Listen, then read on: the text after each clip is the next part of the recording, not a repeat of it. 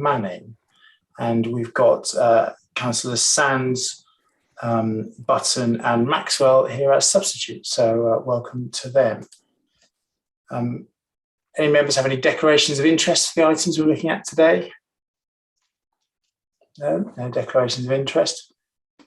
So we'll move on to item 3, first item on the agenda, which is a verbal update from the chair on my attendance at the Centre for Governance and Scrutiny conference on the 1st of December.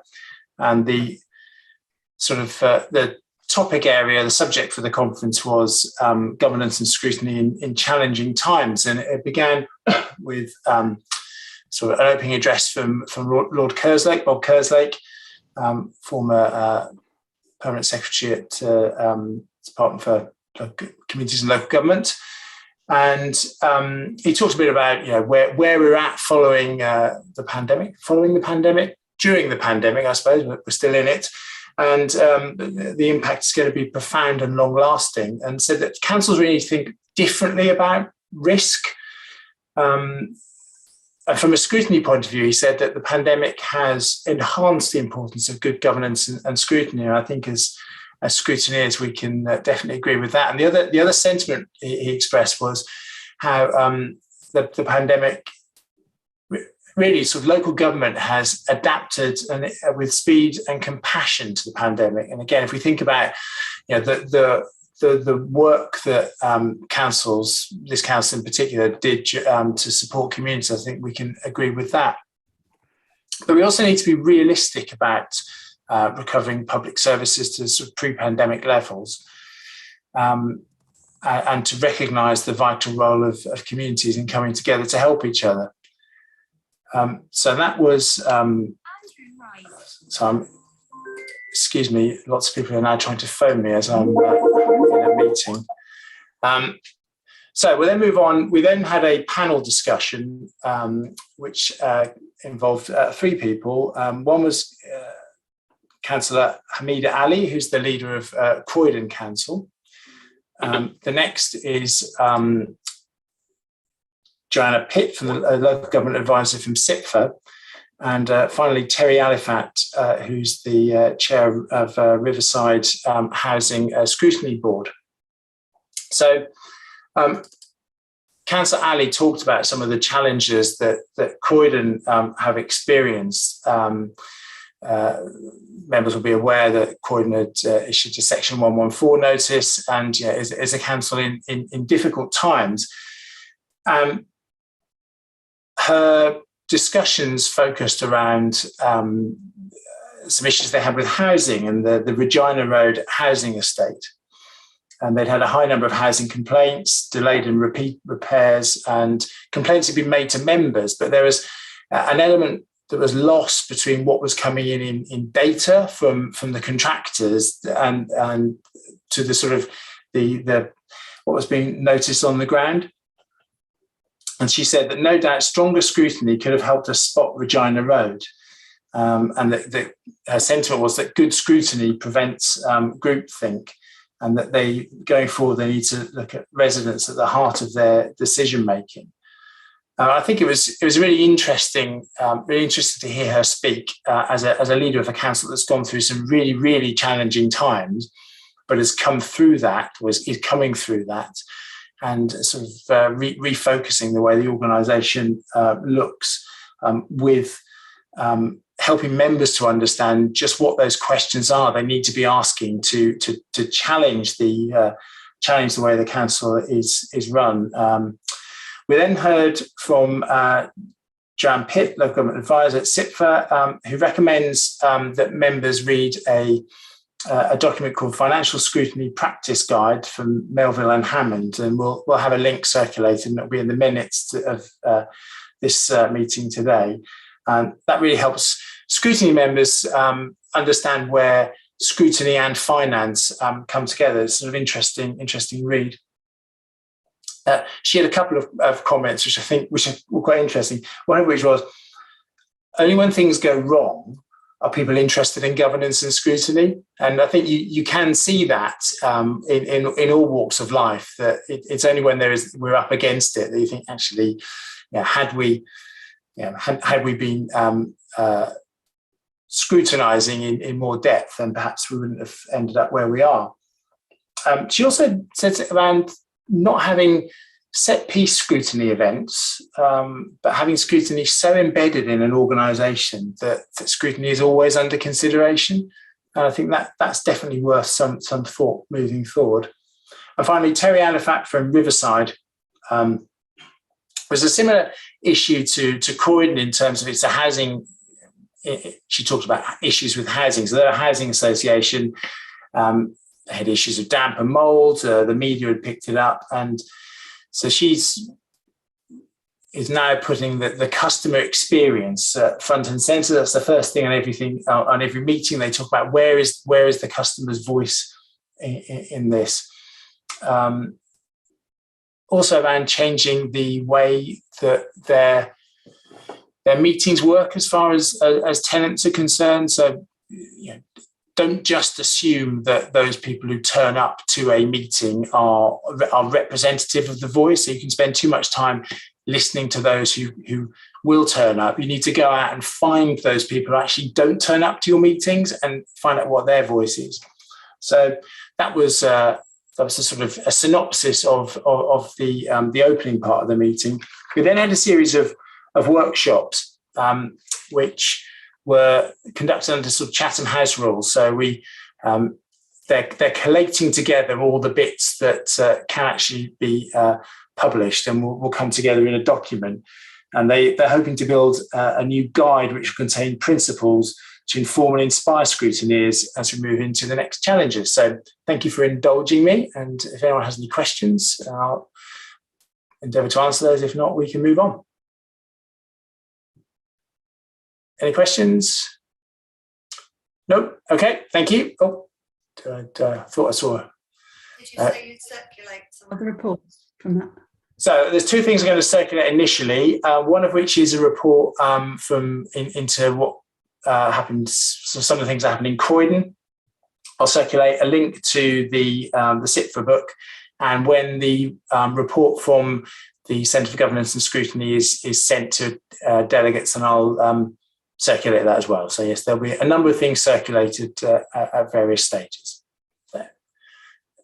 Councillor Carlo. You're muted, Denise. Yes, just to ask, please, thank you for that report. I wanted to ask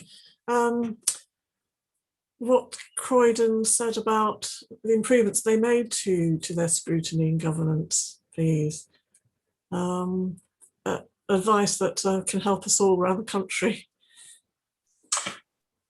Well, they're still going through it at the moment, so I think they're making sure that from what I took away from listening to the presentation, they're making sure that they're being more transparent as an organisation. They are welcoming more scrutiny into aspects. They're being more upfront with the way that information is published. There was a quote I didn't give you, where she said that about a culture of transparency and openness being really important. So there's a fundamental change in the way the organisation is operating. So previously there may well have been things done in silos, but that is changing. And particularly when it comes to housing, they're being much more, I suppose, responsive at trying to find or going out into the communities and looking for issues, I guess, not relying on data, but relying on real world lived examples as well. Thank you. Okay, thank you. There's no other questions. I'll move on to item 4.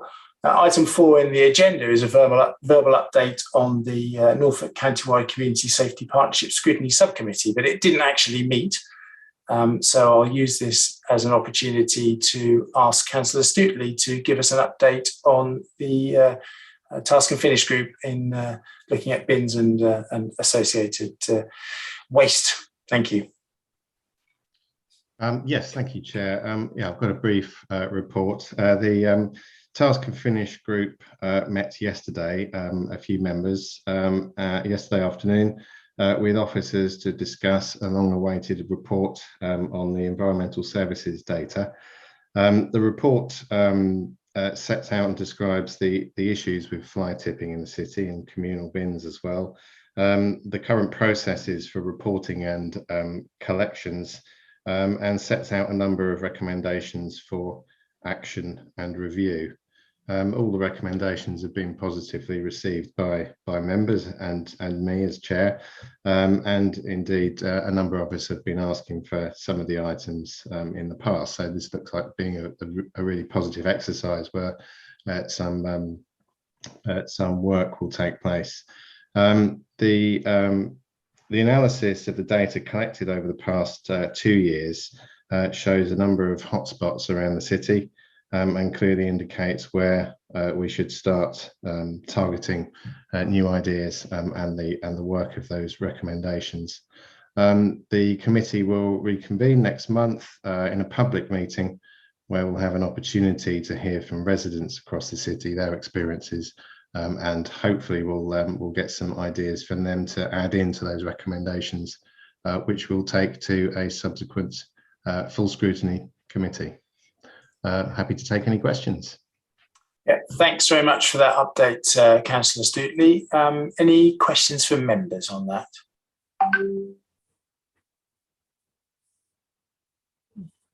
Oh, Councillor Galvin.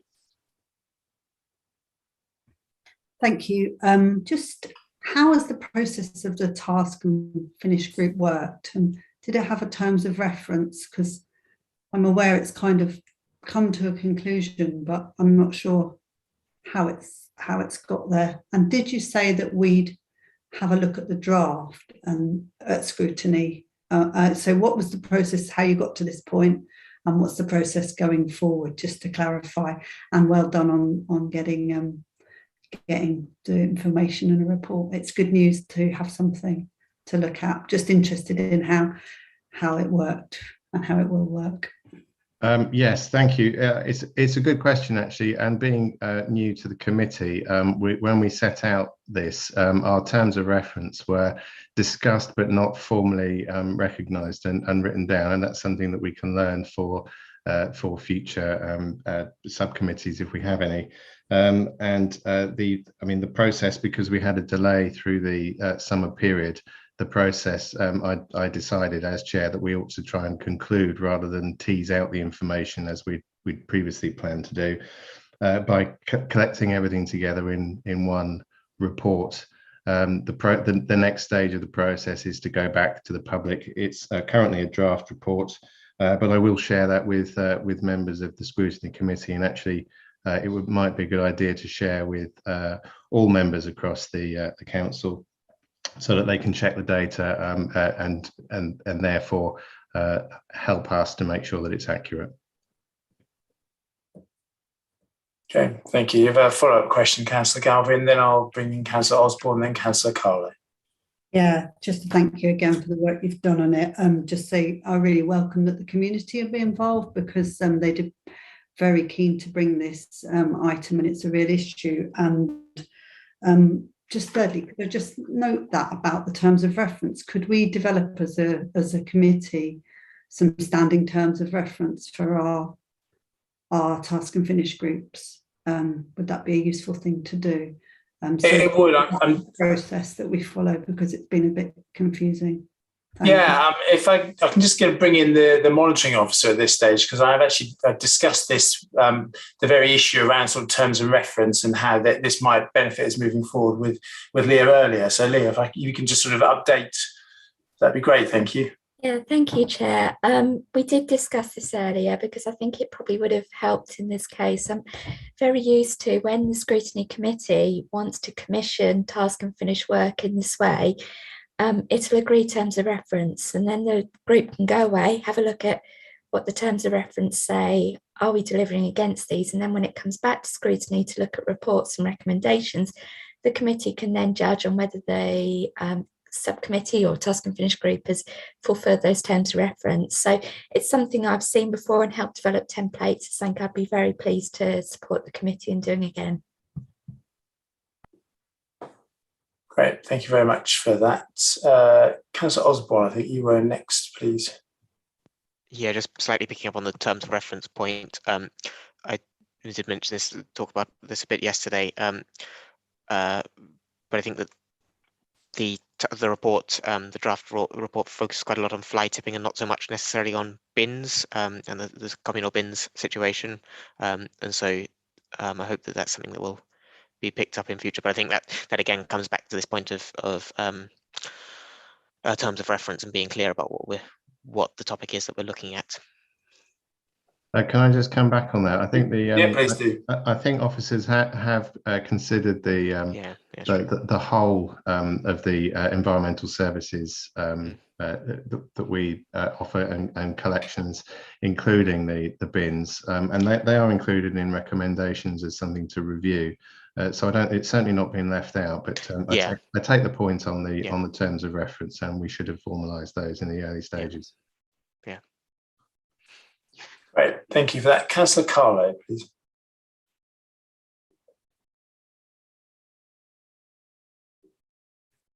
Denise, you're muted.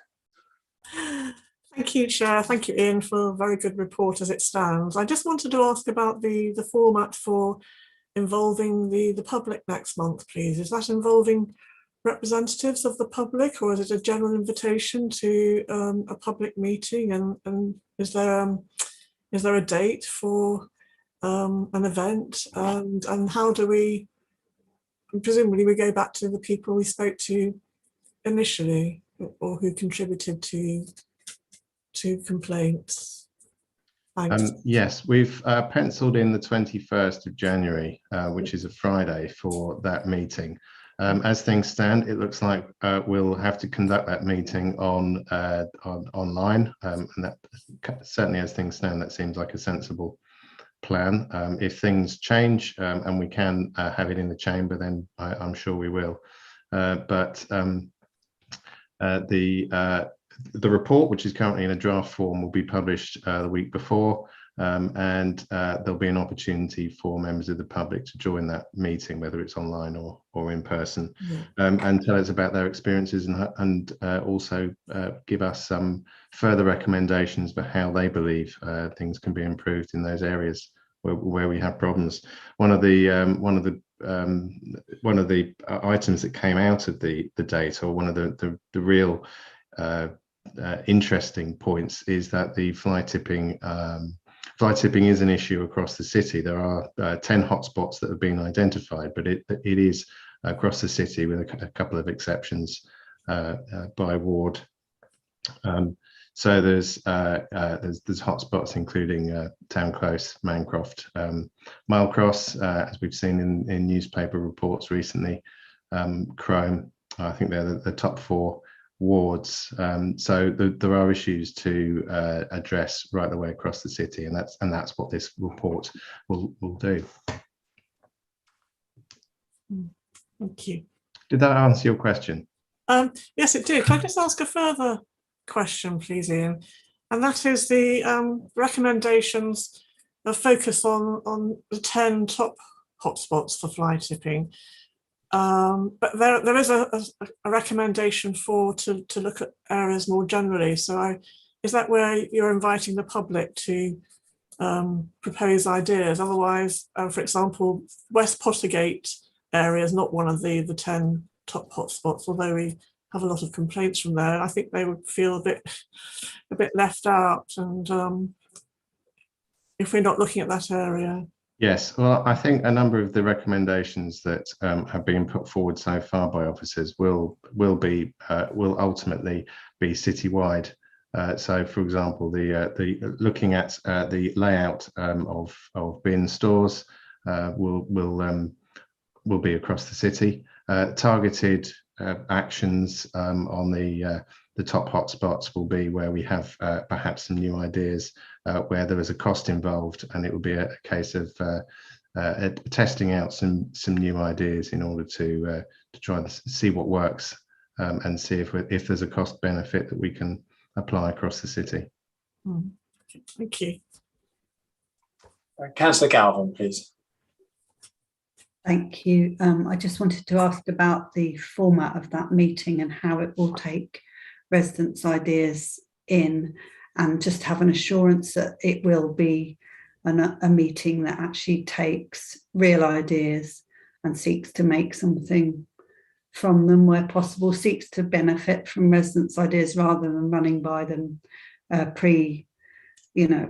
pre-arranged set of formulas, because the residents I've talked to about this over a year really have got some really good practical ideas for how to deal with problems that they face weekly in their areas. So really want to make sure that the resident input from this is translated into action for the council, so they're involved in actually making the solutions, because I think there are some really good solutions that they want to put forward. So just to ask that you construct the meeting in a way that we can take those ideas in and actually give them due consideration.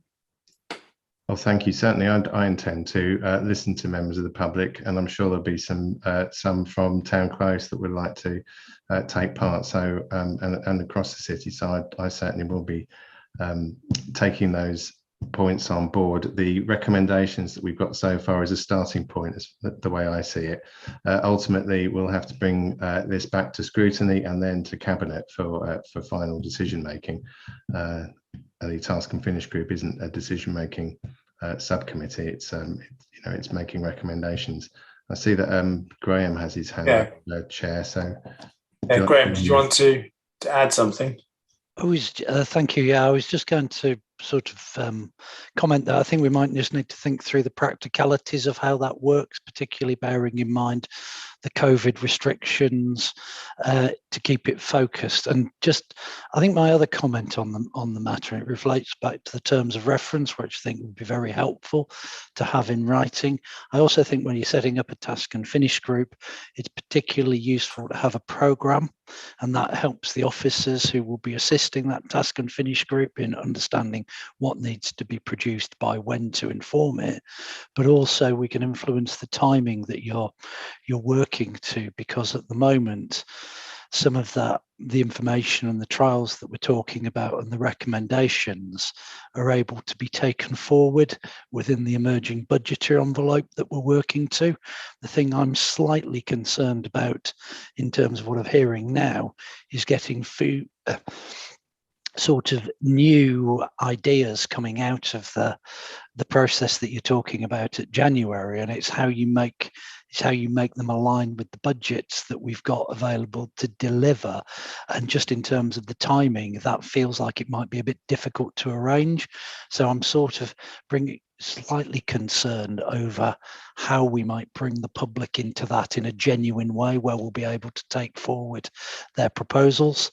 So it sort of feels a bit odd to me that we're doing that, what I thought had been relatively near to the end of a process where we were going to try to move quite quickly into trialing things on the ground, in the hope that that was going to get on top of some of the recognised problems that we've got of repeat fly tipping, particularly around some of the areas where we do have communal bits in the city. So that's a comment on the process. I just think we might need to think it through in terms of how we make that public engagement in a meeting on the 21st work for the benefit of the public and to be able to feed into our budget processes, because there doesn't seem to be a lot of point harvesting a lot of ideas that we know, because of the budget pressures the council under, we might not be able to deliver on. Thank you for that, Graham. Any other questions for Councillor Stuteley at this stage? And if not, we'll move on to the next item. I'm just scanning around, no questions. Okay, so thank you. We'll now, in which case, move on to item 5, which is the draft Equality Information Report 2022. So this is this report's a statutory requirement and needs to be published by the 1st of January each year. So the sort of direction of travel is that this we're currently feeding into the process when Cabinet looks at this And so, yeah, and I'd like to thank Councillor Waters, who I think is here for being here today as well. Emma, if I can hand over to you now to present, and I think, Ben, you're going to share your screen, I think, so we can see the slide deck. So over to you. Thank you. Thank you, Chair. Before I start, I'd like to just introduce you to Ben Spratling and Joe Siggins, who recently joined the Council in October through the National Graduate Development Programme. So they have both been involved in drafting this report.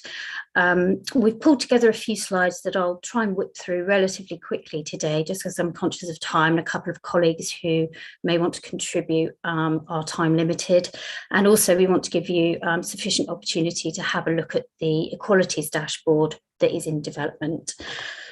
So first slide, please, Ben.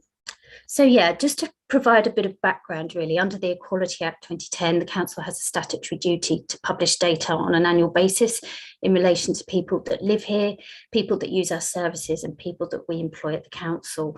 And this in turn helps us to demonstrate across the Council's functions how we have due regard to the three areas of the duty, that being advancing equality of opportunity between people who share a protected characteristic and those who don't, eliminating discrimination, harassment and victimisation and other conduct prohibited by the Act, and promoting good relations between people who share a protected characteristics and those who don't. It's worth noting that this is a living document, and as such we've moved away from a heavy text report that we used to publish and towards more of an infographic based report, which makes it reasonably accessible. And it also then provides a bit of context on the makeup of the local place alongside the state of Norwich information that we publish periodically, and enables us to undertake our duty effectively. You'll notice that the document also contains information about some of the socio-economic characteristics that intersect with those people deemed to have protected characteristics. So socio-economic inequality tends to flow along some of the same lines as protected characteristics. So for example, those with long-term physical disabilities, which is obviously classed as a protected characteristic, are more likely to live in poverty. Also in the report, there's data on rough sleeping, looked after children and socio-economic deprivation, all of which we're not required to report on under the equality duty, but we feel that it does help to provide further context and make this more of a relevant document. Throughout the document, where available, the information has been presented at local level alongside comparative data, either at county, regional or national level. And these data sources are referenced at the end of the report. In some instances, we've included them on the slides, but sometimes that can make it look a bit too busy. So we've pulled all the data sources together at the end. And we're also working on how best to present trends over time. So some of that will be covered later in the presentation by Ben. It's worth noting that we don't have any dialogue with central government in regard to the contents of the Equality Information Report, but we do share information within it with other local government bodies. And obviously there's continued collaborative work around the equality agenda with other districts and the county council. But yeah, just to emphasise that in terms of central government, there's no interrogation or oversight of the report. The draft report that's in the agenda pack, as Councillor Wright has said, will be formally published in January. We bring it to scrutiny in December every year, and then it goes to Cabinet in January to be formally approved ahead of publication in January. Joe and Dawn will be talking through some of the headlines shortly, but before they do, I'd just like to quickly update you on our equality objectives and our equalities review. So the next slide. So the Council is committed to equality for all residents of Norwich. This is through the delivery of accessible, fair services as an employer, a contractor of services and a community leader. The Council celebrates diversity and the contribution different groups make to the vibrant city of Norwich. So this means that, that we and the services that we deliver and contract out do not discriminate against someone because of perceived difference. It also means that we take an active role as a leader in the community and remove barriers to participation and access for all members of the community. And this commitment is reflected in our equality, diversity and inclusion policy. The current version was published in June, and this also sets out our ambitions as an organisation and for the city.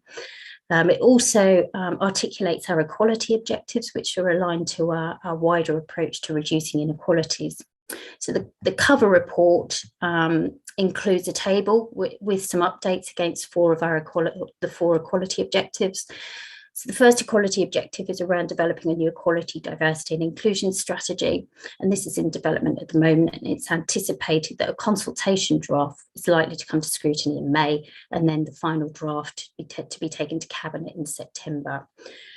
There's an objective around redesigning council services and reshaping teams around the needs of our users and creating more joined up and accessible services, which are in tune with the changing needs and behaviours of those that we serve.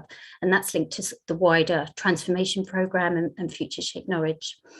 There's an objective around understanding our communities and celebrating and respecting diversity. And this obviously builds on our existing community cohesion work and our reducing inequality work.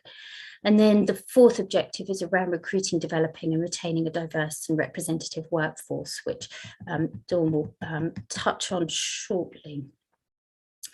So in terms of the next slide and the equalities review, we are carrying out a review of our approach to equalities, and we've identified a number of officers from across the business to help support this piece of work. By taking this inclusive approach, we'll be able to better identify areas of activity that need to be addressed to deliver good equality outcomes for employees and the community. And this will then help us to further embed equalities into processes and practices and support the organisation to also become an inclusive employer. We're using the Local Government Association's Equality Framework, which is held up as good practice, and this sets out 4 modules for improvement, which are underpinned by a range of criteria and practical guidance that will help us to plan, implement and deliver real equality outcomes for employees in the community. And the slide shows the 4 modules and the respective themes. So there's a set of themes underpinning the understanding and working with your communities module, leadership and organisational commitment, responsive services and customer care, and then diverse and engaged workforce. Now, an initial assessment against this framework is underway, and we hope to be able to draft a series of recommendations early in the new year, which we will put forward to CLT for consideration. And then outcomes from the review will feed into the work that sits below each of the equality objectives that I've just talked about. And in terms of publication of the findings, again, I will be led by CLT on that. There are a number of themes across the 4 modules that specifically relate to members and political leadership. So it's likely that we'll certainly be in touch with some of you in regard to the assessment. So that's enough from me for the time being. So I'll hand over to Joe and Dawn, who will cover some of the highlights from the draft report. Good afternoon, everybody. The headlines from this year's Equality Information Report are as follows. Firstly, the demographic profile of our residents remains mostly unchanged. Secondly, we have seen a noticeable increase in the number of residents with common mental health disorders. This could be explained in part by the COVID-19 pandemic, which has increased the levels of stress and social isolation for many. Another contributing factor may be the positive increase in awareness of mental health as an issue more widely, and this has resulted in more people coming forward to seek support for these issues. It's worth noting that this increase has also been recorded at both the county and national levels. Thirdly, we have revised some of the economic inequality data so that it better illustrates recent changes in income inequality at ward level across Norwich. It is data like this found on page 32 of the Equality Information Report that helps to inform our targeted approach to reducing inequality in Norwich's wards. Fourthly, we have also included information on the observable effects of deprivation at a district and ward level within Norwich. Examples of these can be found on slide 14 of the report. Examples being Norwich's rate of both child and pensioner poverty, and the substantial difference in average life expectancy between the most and the least deprived wards in the district. And finally, the increase in workforce diversity within the council, which I believe Dawn Bradshaw can explain further. Thank you. Yes, so in terms of, obviously there is data in the report regarding the current profile of our employees, but I just wanted to kind of highlight a couple of things that's happened subsequently. You may recall that back in March there was a report went to Cabinet around workforce diversity, and particularly focusing on ethnic minorities and the fact that we were not reflective of our communities. And I guess that's where some of the kind of good news stories come from, really, in terms of some improvements against that. So one of the equality objectives that's kind of been identified by Emma is about recruiting, developing, retaining a diverse and representative workforce, which is one of the things that obviously we're working towards, recognising that it's not likely to be overnight, it's likely to be a medium to long term kind of improvement. One of our kind of first objectives was around increasing the reporting of protected characteristics within our workforce. We had some quite big gaps of people who either preferred not to say or had just not updated workforce data. So we've had an approach where we've had regular leadership messages encouraging all employees to update the data. We have personal contact with all new starters, so members of my team contact all new starters to encourage them to try and to update their data. Just to really trying to explain why we collate the data. Now that has increased some reporting on protected characteristics, but you will see from the report based on figures in March, we still do have some gaps. So kind of the next step around that is that we'll be writing out personally in the next few days to all of our employees, encouraging them again to review their data and update that. In terms of you know, a really good news story in terms of ethnic diversity, obviously you can see the figures of March 21 for non-white was 3.5%. That's actually increased to 4.5% as of September 2021. I'll be reporting back on that more fully at Cabinet in January. We've also, as part of our initiatives, rolled out a number of training programmes. So we've had a successful pilot around some new equality, diversity, inclusion training that got a really, really good and positive response. That's due to be rolled out across the council from January, and has two themes: inclusive leadership, which all of our managers will be attending, and being inclusive. So with a real focus on inclusive, that will be rolled out to the rest of employees. We've also rolled out unconscious bias training and made that available. Now, you will have seen kind of lots in the press about what impact that does or doesn't have, but we have that kind of training available, and specifically people who are recruiting are required to attend that training. We've also seen some improvements in our recruitment stats. So I think last year, the report that we brought to you was not a very positive story in terms of the fall off at appointment stage from candidates with disabilities and from ethnic minorities. That has improved. Diversity has improved its shortlisting and offer stages as of kind of September of this year when we've looked at that information. We also offer feedback to all applicants each stage of the process. We've been reviewing all of our training programmes to make sure that equality and diversity inclusion stream is very kind of strong in all of our training, and we've got revised training that will be rolled out in the new year in respect of recruitment. We're also including, we're currently reviewing our jobs pages to kind of make sure that there isn't anything that's likely to put people off from kind of that have different protected characteristics.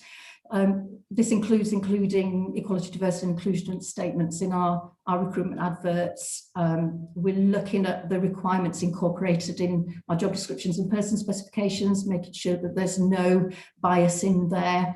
We've worked with recruitment partners around ensuring that any recruitment that's undertaken by our partners, that there is specific requirements around inclusion and diversity. So some kind of really positive stories kind of starting to come through from the interventions that we have put in place. Clearly, we've still got work to do, and no doubt you will have some kind of questions over the reporting in terms of the information, but I just wanted to highlight some of the positive things that are happening. Thank you. Thanks, Dawn. Thanks, Joe. Before I touch on next year's report, I'd quite like to provide an update on some of the communities and organisations that we've been supporting. So in the Equality Information Report, we've done a page of logos, and there's a small amount of commentary, but I thought it might be worth just touching on a little bit more detail around those organisations. So there's obviously the Financial Inclusion Consortium. So this is made up of 6 partner organisations who we fund to provide information, advice and advocacy services for residents across the city. And those organisations include Norfolk Community Law Service, who provide free independent legal advice to people who may not otherwise be able to access it. And they can help with debt, employment, family and general law, discrimination, immigration, welfare benefits in relation to appeals and tribunals, and domestic abuse. Shelter provide legal advice on housing, covering tenancies, private and social housing, evictions and homelessness. There's MAP, Mancraft Advice Project, who offer help and advice to young people aged 11 to 25, and they can also help with debt, employment, education, training, housing and homelessness, welfare rights, counselling and relationships. And we also support the Youth Advisory Board as well, and that's run through MAP. Age UK Norwich, who offer help and advice to people over 50, as well as their family and carers, and they can offer support with benefits, housing, debt money, lasting power of attorney, social care and general support. And we also support them with sharing of funding data and endorsing their external grants. Equal Lives, this is led by disabled people for people with mental and physical disabilities, and they can offer advice and support on matters such as debt, employment, welfare benefits and discrimination. And we're also working with Equal Lives to ensure the voice of their membership helps shape capital projects and improvements in the council's way of working. And then the final organisation that's part of that Financial Inclusion Consortium is Norfolk Citizens Advice, and they offer a broad range of advice, including debt, benefit checks, housing and employment. So there's a good cross-section of support there within that consortium. And then other groups that we have been working with and supported include the Norwich Access Group. So we support them to ensure that the voice of their members also help to shape capital projects and improvements in the council's way of working, including improved consultation. We work with them on shared grant funding plans and gives them a point of access into the council when they have concerns. We grant fund Norwich Door to Door to provide services, and they're part of a group of access charities that we're working with at the moment. There's Better Together, which is run by Voluntary Norfolk for social isolation. We support Voluntary Norfolk in conversations with their commissioners, which is County Council, and we help to promote their services and link them into other funding opportunities. We work with Mind through their various projects such as Heartsease Healthy Living and link them into networking and funding opportunities. And we also provide funding to New Routes for Refugee Week and funding to Black History Month, who deliver many events, I think in previous years around 100, with partners in universities, schools, hospitals, sports and leisure clubs, libraries, theatres, music venues, museums and Norwich Market. So I thought it would just be worth going into a little bit more detail about that. So in terms of next year's report, there are a number of factors that I think will help shape the content and the format. So I think it will look and feel quite different. We'll obviously have the Census 21 data when it's published. At the moment, current time scales being quoted are sort of May, June time, so that will give us adequate time to analyse that and interrogate that in order to then utilise it to inform next year's Equality Information Report. We've got our planned Equalities data bank and dashboard, which will enable us to highlight trends, and obviously Ben will talk us through that shortly. A more robust approach to monitoring equality impact assessments, so we're doing quite a lot of work to provide the right tools and support and guidance to officers, including sort of templates. We've got a more robust monitoring process so we can then sort of track those actions that are coming out of equality impact assessments to ensure that they're being completed where appropriate in a timely manner. There'll be the engagement work that will be carried out to inform the new equality, diversity and inclusion strategy. So there'll be a big evidence base that sits underneath that strategy, which will tap into all our resources in terms of existing consultation and engagement, as well as a lot of partnership work and what have you. So I think that will be a really valuable piece of engagement work. And then the findings from the council's internal equalities review, which I've already touched on.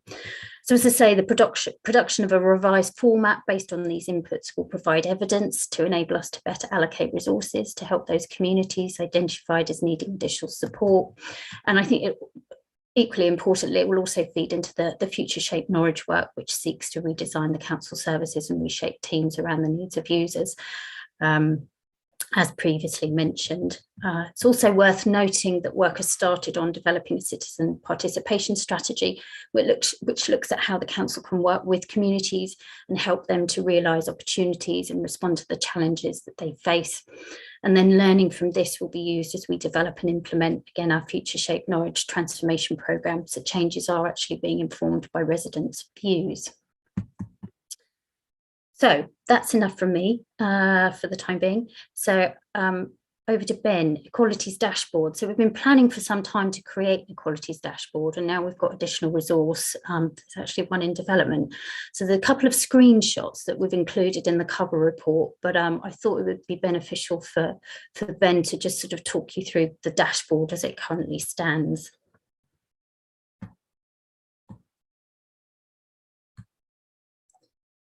Good evening, everyone.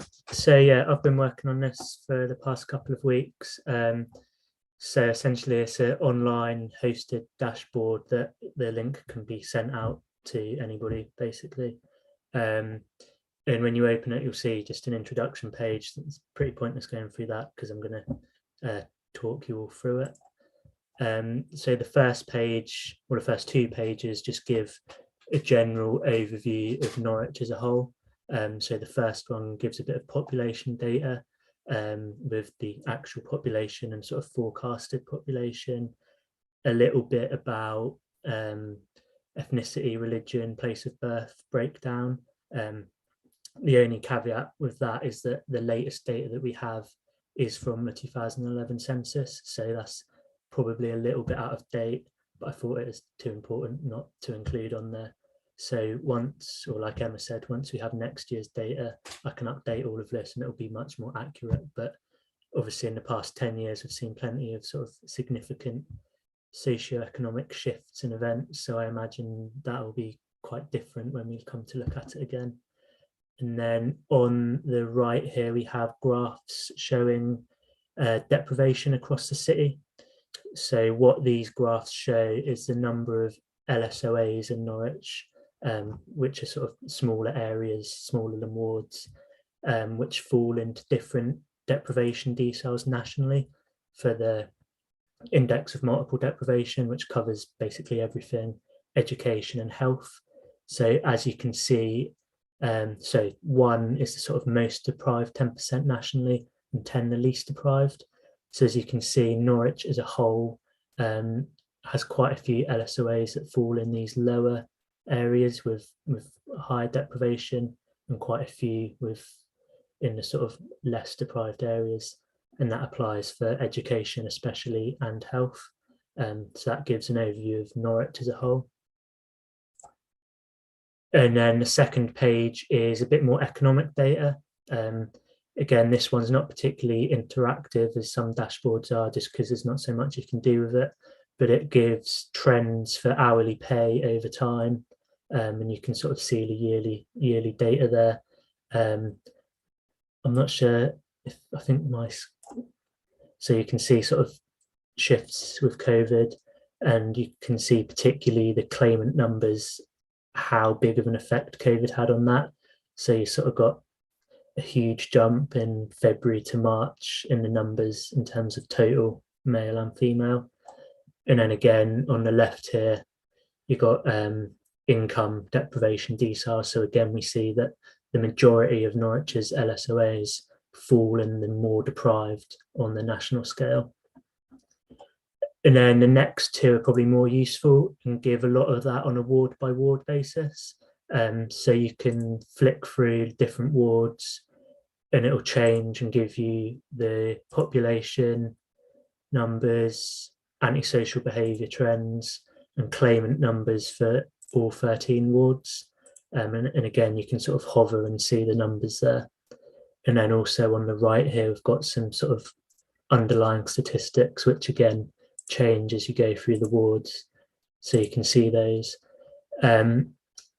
there's a lot more that I would have liked to have included on there, but again, a lot of the data comes from the 2011 census, so it's almost so out of date that I thought it wasn't worth including, because it's changed so much that it basically gives a false representation of what's happened. So once again, that's come out next year. This can all be updated to be more recent and relevant. And then again, we've got more of the deprivation decile charts, and you can flick through the wards for this and see within each ward how many of the LSOAs within that specific ward fall into the different deprivation deciles nationally. So this is quite useful for sort of comparing wards and seeing generally those which are more deprived or less deprived. So for example, Eton, you can see that a lot of the LSOAs fall within the top 10% or top 20% in terms of the least deprived, whereas you could go to Mancroft and it's the opposite trend. Yeah, and it also allows you to see sort of inequality within a ward. So here you can see in Mancroft it's all quite grouped with towards the lower end of the deciles, whereas I can't think of a good example, but there are a couple where it's much more spread and shows much more inequality within wards. So yeah, that is the final page for that. Lovely, thanks, Ben. I should have kept it up, sorry. If anyone has any questions or queries, feel free to shout. What I'll probably do, if it's okay with everybody else, is just I've got a couple more slides to quickly whip through that, because I'm conscious that Helen and Dawn need to go. And then once we've maybe taken any questions that might be directed to them, we can come back to the dashboard and look at it in a bit more detail, if that's okay with everybody. Yep. Great. So just a couple more slides. So again, I won't spend too long on this, but I thought it would be a bit remiss to not quickly touch on the unequal impact of COVID, but I believe some of this has been sort of considered previously scrutiny, and it's also tabled for early next year. But I thought it worth highlighting a few key points which are largely unchanged actually from last year. So just quickly, risk from dying from COVID still is highly dependent on age, so with significant health impacts of COVID and long COVID on younger age groups. Cumulative mortality rate in England is highest amongst those of Asian and Asian British ethnic background.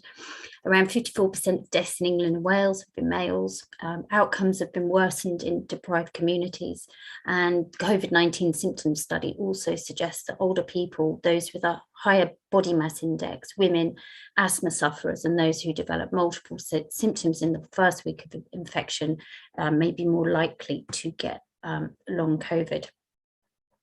And then moving on to the next slide in terms of the role of government. Again, last year we highlighted the key role that local authorities are playing in the recovery from the pandemic, and how the ongoing nature of funding cuts has impacted already deprived areas significantly, leading to higher rates of infection and mortality during the pandemic, and obviously how well these areas are able to recover.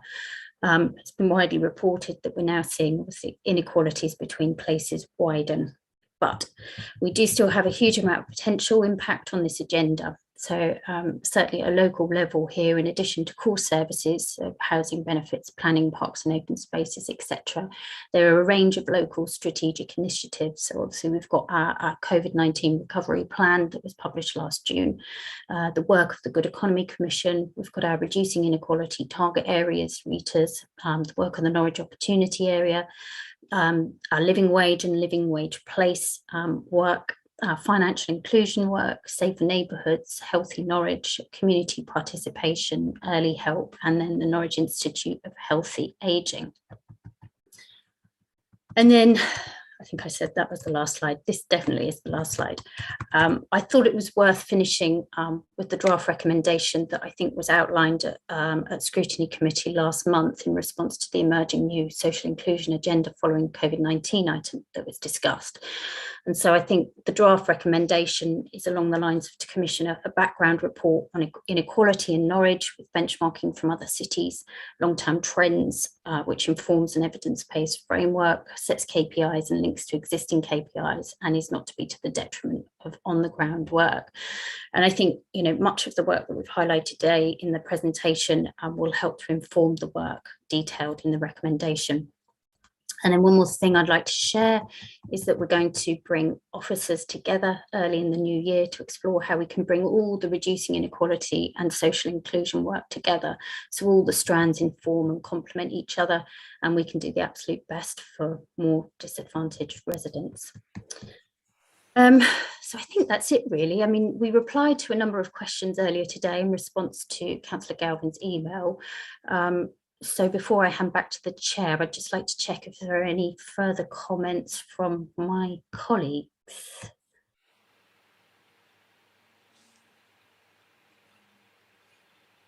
No. Over to you, Chair. Okay, thank you very much, Emma. I'd like to thank both yourself, Joe, Dawn and Ben for a really thorough presentation. And I think the dashboard I was fixated by it actually, because it's so good to be able to see that data visualized in that way. So absolutely definite commendations for the work there. So thank you very much for that. So I've seen Councillor Sand's hand up already. I'm going to take questions specifically for Dawn at this stage. So please raise your hand if you have a specific question for Dawn, as I think we have to lose her earlier. So Councillor Galvin, your question for Dawn, please. Thanks very much. I think this is for Dawn, but if it's not, then we'll just park it and someone else can do it. I did ask a question. It relates to what she was talking about, having different amounts of people that are employed and actually improving that. But this relates to complaints and how we log complaints in terms of who the complainant is. So it was a question I asked, it was question 18. We've got, does this link through to what you do, Dawn? Is this not? It isn't. So obviously my remit is HR, and I know you did ask a question about apprenticeships, so I can answer that one. Oh, maybe we could talk about that instead then. Yeah, obviously in terms of, I would deal with any complaints against officers, employees, but in terms of customer complaints generally, that's actually the head of customer IT and digital, so I probably need to get some information. Could I swap in the question about? No, that's fine. Thank you very much. Okay, so do you want me to respond now to the apprenticeship question that you raised earlier? I think that might be quite useful. So obviously Norwich City Council for a long time has had a low pay initiative. So we've always had kind of good pay. As you will know, we're a living wage employer. In terms of specific to apprentices, we do pay significantly more than the apprenticeship rate that you will see. The apprenticeship rates these days are very confusing. The age-related, national minimum wage related, as well as national living wage related, but that starts, I think it's about £4.30 at the moment.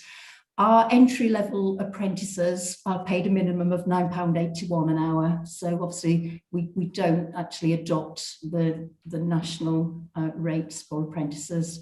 We have, obviously, as well as entry-level apprenticeships, we also have kind of technical level apprenticeships as well. And we also use apprenticeship levy in terms of upskilling existing employees. So obviously they're on a variety of rates, but the absolute minimum is £9.81 per hour.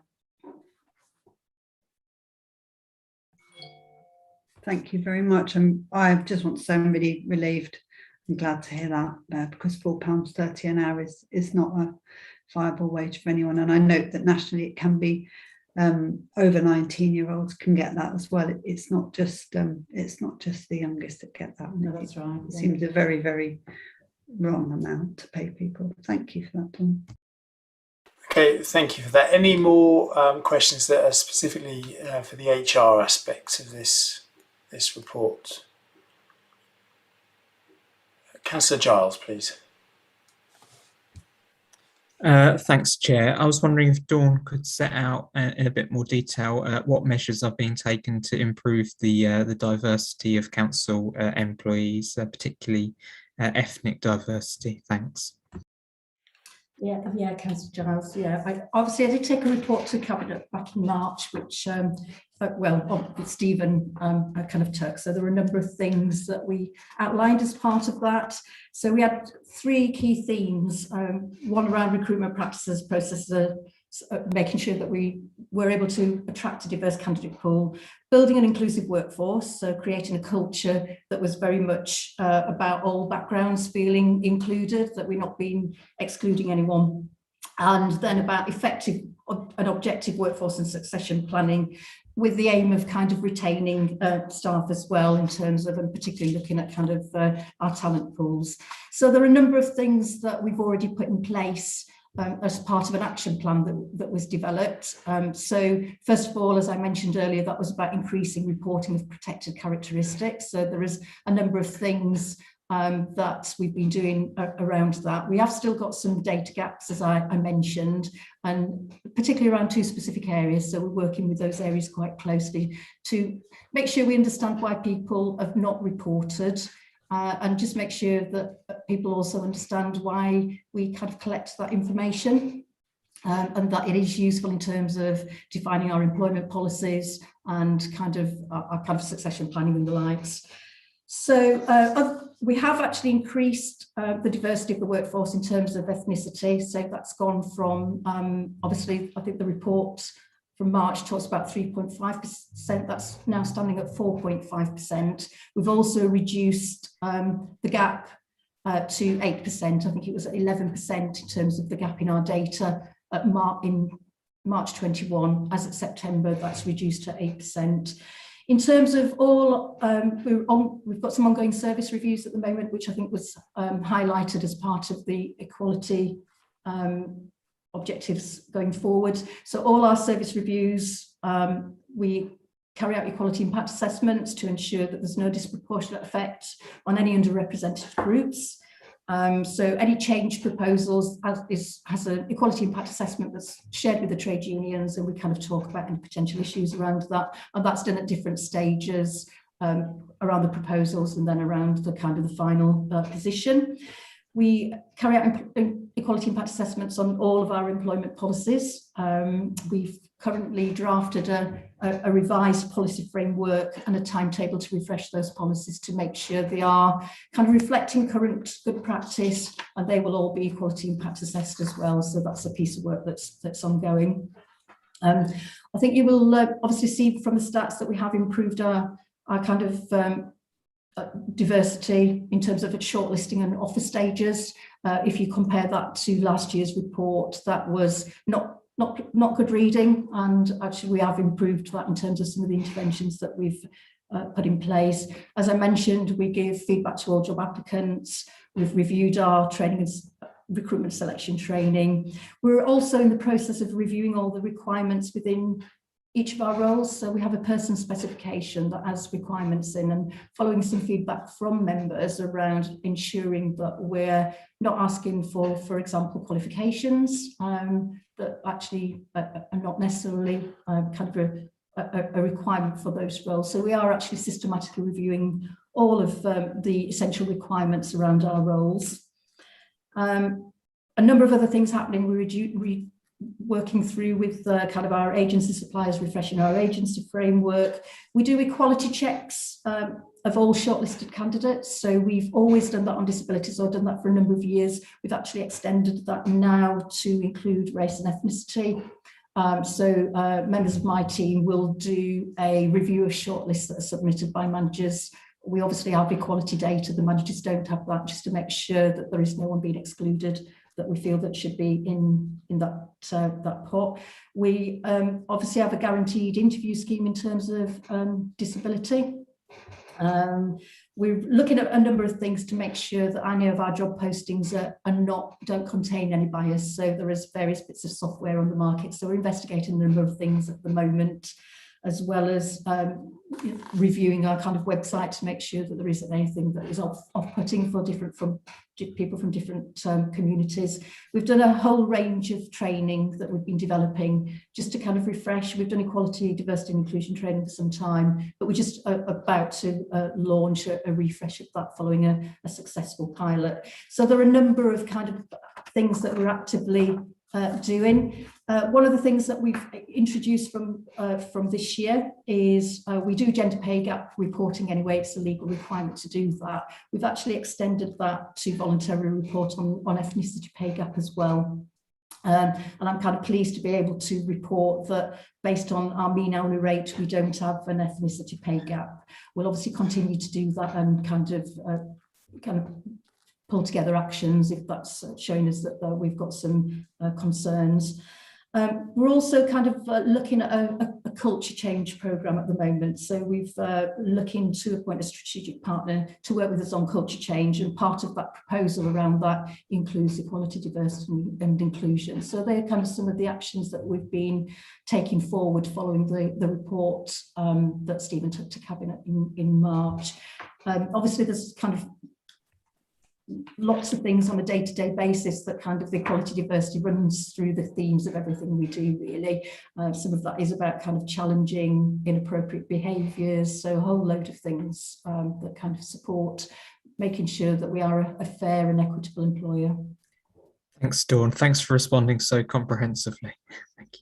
Okay, thank you. Any further HR specific questions? Councillor Sands. Yeah, thank you. You mentioned the guaranteed interviews for people with disability. In line with our silver status on the Armed Forces Covenant, are we also offering guaranteed interviews to people leaving the Armed Forces who apply for jobs within City Hall? I'm really sorry, Councillor Sands, I don't know the answer to that. It's not something that we actively check.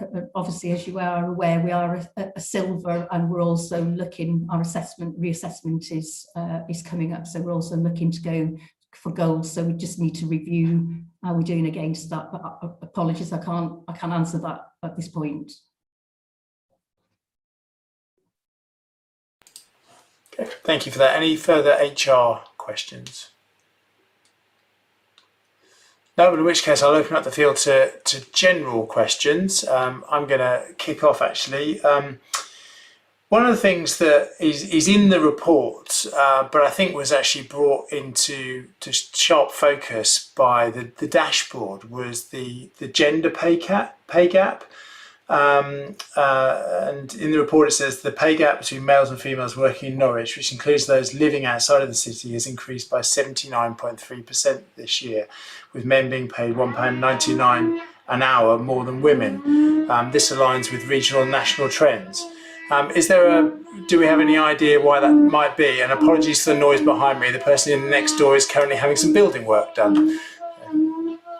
So yes, do we have an idea why there might be this particular pay gap in Norwich? Ben and Joe, I know you've both looked at this in a little bit more detail. Do either of you want to come in on this? Yeah, I'm happy to chip in. So one of the reasons that we might have seen a big variation, and first of all, like you said, Councillor Wright, it is important to say that it's a sort of national trend that we've seen. However, it has been more pronounced in Norwich. One reason is that the data is survey data rather than sort of observed actual statistics. So that has a lot of impact in terms of the sample size. And because of that, there's a large margin of error, which can see quite significant year-on-year variations. And because it is a survey, you have to sort of question which kind of people have the time or are more inclined to answer those surveys, which is always a factor, but over COVID might have been more important. So that could perhaps explain some of the variation. And then we were trying to sort of think about why the gap could have widened. And this is all entirely speculation, but there are several reasons that it could have been. The first is that females overall have been more affected by COVID in terms of employment and having to leave employment to take up sort of unpaid care roles, etc. I was looking at a government report a minute ago. I'll try to find the exact stat because I have literally got it in front of me, which says that mothers were 1.5 times more likely than fathers to have either lost a job or had to quit a job since the first lockdown, or more likely to have been furloughed. So that's obviously going to have a big impact on that earnings. I mean, it could have made it go up or down, but like I say, a big impact. And another impact, which the data kind of suggests for both Norwich as a district and for females generally, is that both females and Norwich are more reliant on either retail or care work, both of which have been quite predominant through COVID and arguably less impacted than, say, professional occupations. So sort of supermarket workers, care workers have been relatively unaffected. And because those are generally lower paid work, those who are left in the workforce are those who are lower paid, if that makes sense. I don't think I've explained that very well, but essentially the sort of professional jobs that might have been furloughed have gone from the workforce, but the lower paid retail, supermarket, care work, which is disproportionately done by females, is still there, which could have had a drag down effect on the average wage. Yeah, that makes perfect sense, and thanks very much for that. Emma, can I bring you in? I'm going to keep muting my mic because this building noise is going to cause lots of difficulties, I think. Yeah, just to add to Ben's explanation there, to say that we have funded some research through the Norwich Good Economy Commission into the economic impacts on women as a result of COVID. So obviously we'll be able to share that when that research is available. But I guess the thing to note is that they will be limited by the data available, as we are. Okay, great. Thank you for that. Councillor Sands, I think you were next, please. Here we go. Yeah, just a very general and very silly question. I was very impressed by the report, but I was even more impressed by those interactive graphs. And excuse me if I've missed something, but is there a link in here to accessing those graphs on the council website? If there is, I've clearly missed it, and I apologise. Not yet, Councillor Sands. So the dashboard is in development at the moment. So we wanted to just share where we were at with it with you today. So we need to share it with senior management at the council and other colleagues across the council who are involved in the reducing inequality agenda, such that we can build on it before we publish it. But the intention is that it will be available certainly for internal officers to help inform their equality impact assessments and any considerations when designing services and policies. Certainly something we can put up on eCouncillor and also share with stakeholders. So it may well be that we do end up putting it on the main council website, but that's a discussion we'll have with CLT. Well, it's very impressive anyway. Yeah, absolutely. Hard work. I guess my sense is that probably everyone in the committee was very impressed by that dashboard. So yeah, lots of nods there. Councillor Osborne, you were next, please, and then Councillor Galvin after that. Thank you, and thank you to everyone who provided the answers to the questions that Councillor Galvin sent through earlier. I haven't actually had a chance to go through those in detail because there's a lot there, but that's really helpful. Thank you. Just a question on picking up on the dashboard. I noticed when we had a look at Mancroft and the data for inequality there, or deprivation there, it looked like the point was made that everything was sort of bunched up towards the lower end of the specification, or the LSOAs, which is not unexpected for me. But I'm also aware that within those, there is also quite a lot of inequality within the ward. But I wonder whether that might be even within the LSOAs. So there's sort of houses that are right next to each other, door to each other, for example, around Cow Hill and Pottergate, where you've got some very well off houses next door to social housing, and likewise around Colgate and Barnard's Yards, and generally across the city centre. So I'm wondering sort of how that's reflected in the data. So yeah, in terms of these decile rankings, I think the finest data is the LSOA data. From memory, I can't remember coming across anything which has comparisons between LSOAs, but it's something that I could look into. Thanks.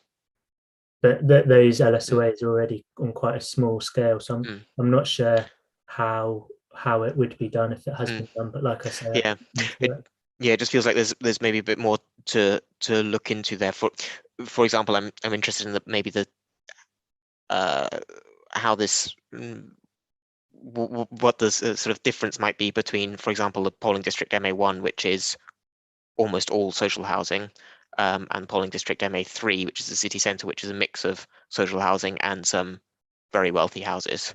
Well, maybe not very, very wealthy, but pretty well off. And I wonder what the sort of difference in what difference that might make to the sort of deprivation scores, and the approach that's taken there. Yeah, like I say, off the top of my head, I'm not too sure. Yeah, I'm not expecting exists, answers right here, but I think it's just something to look into. Yeah, thanks. Course, yeah, we'll take that away and see if we can build on what we've got. Great, thank you for that. Councillor Galvin, I think you were next, please. Thank you. I think the LSOAs is it about 400 homes usually, or less even? They do go down to quite, I'm not sure Ben would be able to answer that, but they are quite small areas, aren't they? It's about 400 or less even. But yeah, sorry, not my question, but. I've just quickly Googled that actually, Councillor Galvin. 1,500 people, 650 households. Right. Yeah, it's as small as you get, isn't it? It's the finest grain of detail we can go to in this country. So it's really, really useful. Thank you. Yeah, thank you, Emma. Really very much for the quick and very helpful responses to the questions, and to Ben and Joe as well, and to Dawn. Yeah, really useful. I wanted to, there's obviously a lot of really important data, and it's a very important area and report. So there's lots more questions and discussions we could have, but I wanted to focus on one area that I think just my questioning or sort of observations and the question around the area of people from other countries, which I think Councillor Sands was interested in as well. People without recourse to state aid, people from abroad, which I note from the answer here, there's 22,000 non-UK nationals in Norwich, of which 8,370 may not have any access to state funding, which puts them in an extremely difficult position indeed, and is also very loose status, so it might be even higher than that. But it comes up in another part of the questions and indeed report, page 55, that we have. We previously had a service in Norwich called City Reach, which closed in April 2020, which has been replaced by sort of ad hoc GP, taking people to GP services. It was for homeless people from other countries and any people that couldn't access GP services because of their situation, i.e. they weren't registered at an address. So previously at City Reach, any person could turn up, any migrant person. It was an open service, and there was a specialist team there who provided easy access and a drop-in. And so people without any language or enough language, have no phone or ways of getting places, it was one point of access for them. So the reason I'm raising it here is because it is in the report, and they are people that they have the least option of equality, the least access to any kind of equality. It's been replaced, City Reach, by something called the Vulnerable Adult Service, which in itself, people have been unhappy with that choice of name. It's rather a discriminatory name, for people that are accessing it. But what I'd like to know is what policies there are in place to check who is actually reaching the new services that have been put in place to replace City Reach. What kind of checking's being done? What kind of audit process is in place to see who's actually managing now to access the services they need, and to check that they are. Because if in the past there was a place you could go to, now it's obviously you have to rely on the internet, your phone, and with COVID, there's a risk that there are a set of people that are no longer being catered to. So it might be something we could pick up as more long-term work, or you could point me to where I can find that information. Thank you. Thank you, Councillor Galvin. I suppose I do remember City Reach, and obviously that was an NHS CCG funded practice, which I think many rough sleepers used to use as well. And obviously we've now got our Pathways service, who are multi-agency approach to sort of street homelessness. In terms of the vulnerable adult service, I mean, I think our main link into that would be Chris Hancock, who leads on our rough sleeping and homelessness strategies. So I think that's certainly something I could take away and approach him for on your behalf, or if you'd like to contact him direct, I think he's probably the best person.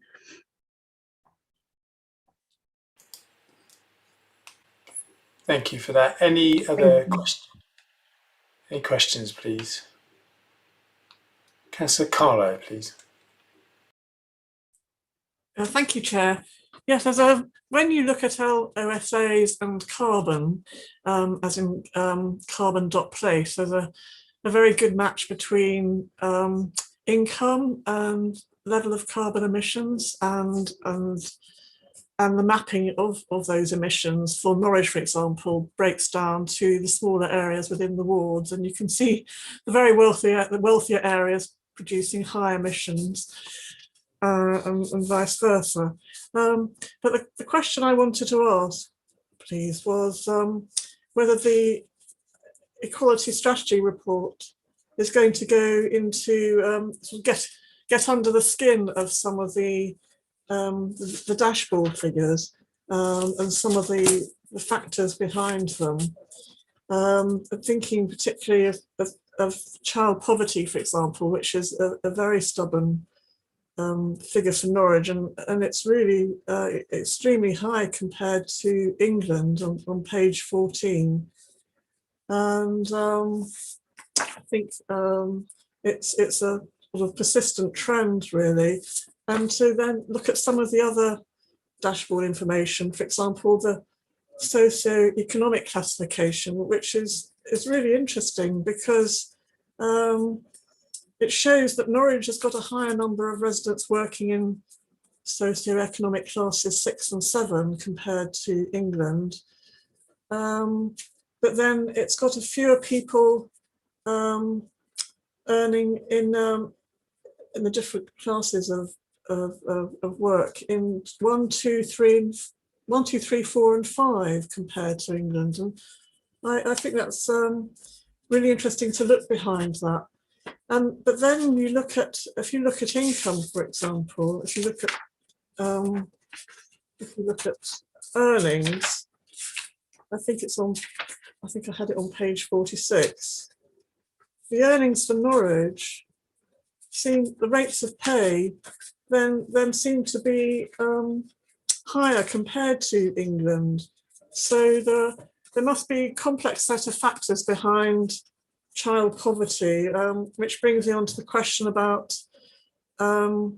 working with partners, because there are other issues overlapping with the county, for example, and education, and that's been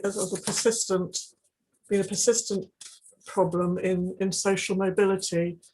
And so I imagine, well, I know that the City Council does work with the county, but so across the county and the city, it's a very complex picture. And we did wonder in our preamble committee about bringing in some of the partner groups to scrutiny, such as county on education or the LEP on skills and wage rates to have a look at issues in the round. Thank you for all that. Right, thank you, Councillor Carlo. So I'll try and cover everything. In regard to some of the issues you highlighted, specifically around kind of child poverty, I think absolutely. So when we're developing the evidence base for the equality, diversity and inclusion strategy, I think it will be essential to kind of draw on a whole host of data sources that are available to us, and some of that will be provided by partners.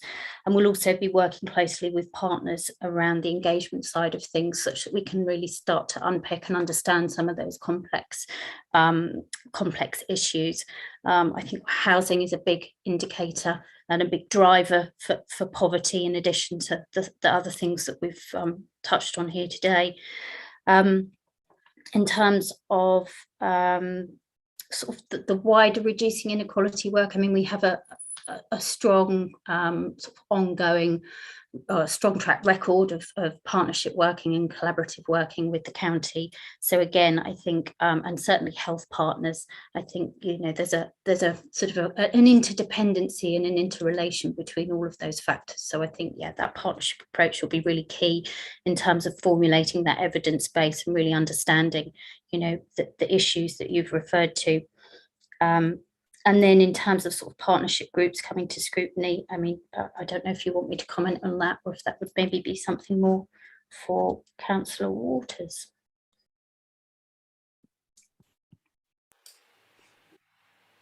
Well, the simple answer to that is if Scrutiny Committee wants to invite partner organisations, as they've done on previous occasions, to a Scrutiny Committee, then that's within their remit. What we do have the benefit of course, is a very rich partnership culture across the city, working in a number of the key areas that you're discussing this afternoon with the Equalities report, which can continue to inform your thinking as a Scrutiny Committee, but more generally inform us all as councillors in terms of what is being done. I suppose it's an opportunity to make a broader point, which is, I think this is a very impressive document with an impressive range. I think we have, it's always important to refine data, but I think we have data which throws up glaring inequalities that we as a council with a range of partners are working very hard to tackle, to ensure we have an inclusive city that everybody can enjoy and use and feel part of. And the County Council is a key partner, particularly with those groups of people who have no recourse to public funds as the principal authority engaging with those issues. And we work very closely with the County Council. I have regular one-to-one up-to-date meetings with the head of the service at the county, and there's some really productive liaison work going on between the two councils. One cannot help feel, though, that if we wanted to see a significant improvement in equality issues, there is a massive responsibility that rests on the Conservative government, and particularly over the last 10 years. You know, we are living with the consequences of a very punitive welfare system. There's not sufficient money in the system to support people. We've just had a local government finance settlement this afternoon, which kicks the can down the road yet again for another year, leaving local authorities, you know, short of essential funding. So I think in lots of ways what we try and do is compensate with our own social security, inclusive economy structures to compensate for significant shortfallings from a Conservative government, and we always seek to persuade them that they have a responsibility in dealing with some of these issues. If they'd maintained the universal uplift, so-called uplift, which was just a replacement for many of the cuts that have been made in the welfare system over the last decade, that would have helped people in a very practical way. So in terms of our own thinking, we must do the very best we can, and I'm really impressed with the work we're doing. Bring the evidence to the table, bring the evidence to government, to our local MPs, and hope we can turn the dial in that direction to actually make sure that government plays its part in this agenda as well. Thank you, Councillor Waters. I think in terms of the equality in the city and moving forward and linking it back to the government, we're faced with a situation today where hospitality is on its knees, and it doesn't look like the government's going to be putting its hand in its pocket to help out those organisations who are at the sort of forefront of lost trade due to where we're at with COVID, and so there is a lot more that central government can do on the issue of potential joint scrutiny or working with the county or other partners. I mean, in terms of health issues, obviously we have the Health Overview and Scrutiny Committee where we are able to influence into that at the moment. And as I said to colleagues when we had our sort of pre-discussion of this meeting today, I'm more than happy to talk to Councillor Morphew to see whether there are opportunities for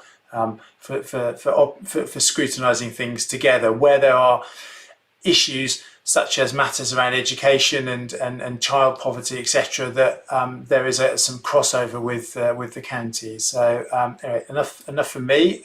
Councillor Osborne was next, then Councillor Galvin, please. Councillor Osborne. Thanks. Yeah. I appreciate everything that Councillor Waters said. I guess the question is, on that point about getting government to act, what's the value that scrutiny can add to add to what the council is already doing. But my question that I was going to ask is about access to green space and generally sort of leisure access. That's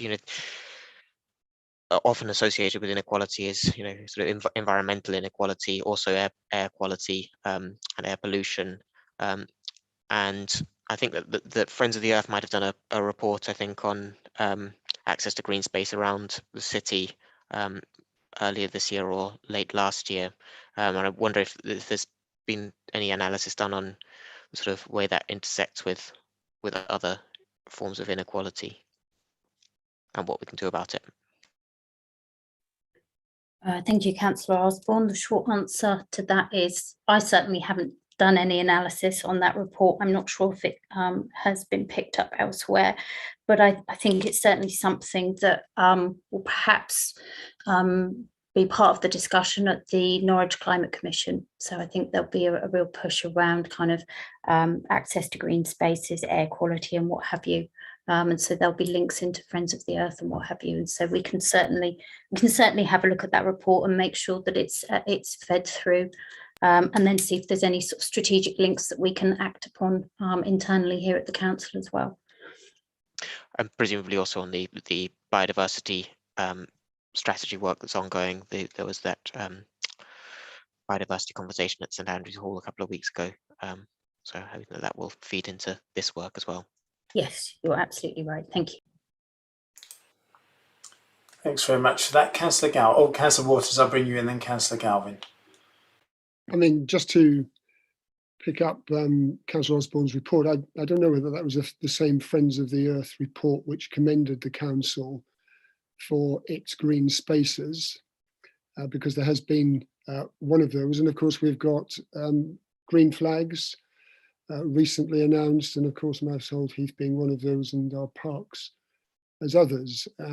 So what I wouldn't want to leave the committee with the impression of is that somehow there is a deficiency in these areas. I think it's a very comprehensive provision across Norwich, and of course during COVID, and COVID continues, it's been a lifeline to many people because those parks were kept open, and they are clearly accessible, given their strategic location, to all residents in the city and beyond.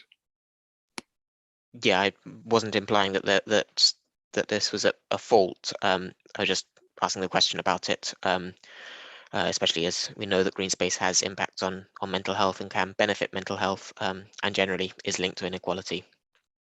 Yeah. Thank you very much for that. Councillor Galvin, please. Thanks very much. Yeah, a couple of just quick questions, and then a kind of a bit of an idea of a potential recommendation or resolution. One's a very specific one on page 58 and 59. And I did ask a question about this. I just want to sort of drill into it a bit more. In the complaints section, as a council, so we get complaints, about a range of things. I'm not sure if they're actual formal, proper complaints, those registered. It just says complaints. But we have high percentages of people who are unknown or decline to answer about their protected characteristic areas. So it's important in terms of equalities monitoring, because we can track our performance against wider equality figures, and also we need to know if we've got an extra amount of people complaining from protected characteristics. That wouldn't be good, obviously, but it does say that a 30.5% improvement happened in customers' ethnicity being recorded, and I haven't really had it answered where we had that big jump from, how that could be enhanced further. The answer did say the pre-existing data is held on Civica. The complaints process does not require people to complete this information. So, however, when the person contacts the council, we do proactively ask them. So there seems to be a little bit of a blind spot there. If we have got a Civica process that doesn't record the protected characteristics like that, that's an equalities issue in terms of the amount of complaints, the type. It'd be useful information to the council. So that's a question. There's a question I've got around the rate of young mothers. So Norwich under 20-year-olds is double or nearly double the England rate, so 4.7%, over double the Eastern of England rate. It doesn't have those kind of high rates in any of the other age groups. It's normal. So I wondered if any work's being done around knowing what that is or what can be done about it, how long that's been going on. And then the last thing was to sort of say, could we perhaps have a thought of a recommendation that we do work maybe with Chris Hancock to identify some more scrutiny work we could do around outreach through health to those people that need to access health and other services. It's not just a health thing, it's legal, education, other access in our city. So we could potentially put together, maybe as a group, we could put together a scrutiny topic request around that, or we could actually put it on our programme going forward, or just put on the programme that we have a joint scrutiny through, perhaps with Alan's help. But those two questions were before that, the young mothers and changing the Civica process around our complaints. Thank you, Councillor Galvin. Just picking up on the complaints question, I had a brief conversation with one of the customer contact team leaders earlier. Basically, what they advised was that our existing complaints procedure, which I think is an online form that either we fill out while the customer is on the phone, or the customer fills out, in a bid to keep it really, really simple. It doesn't actually ask or collect any equality monitoring information. So the information that we're drawing on to inform that table is actually pre-existing information that we proactively collect when anyone contacts the council about anything. So it's not directly linked to complaints.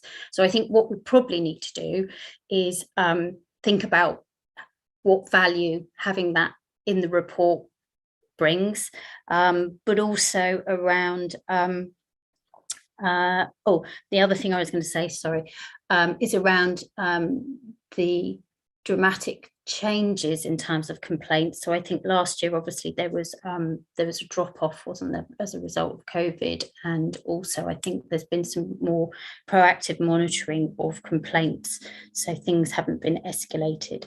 And so so I think the reason for the high percentage of unknowns or decline to answer is not a direct relation to people at the point when they make a complaint. Does that make sense? Sorry, I rambled a bit there.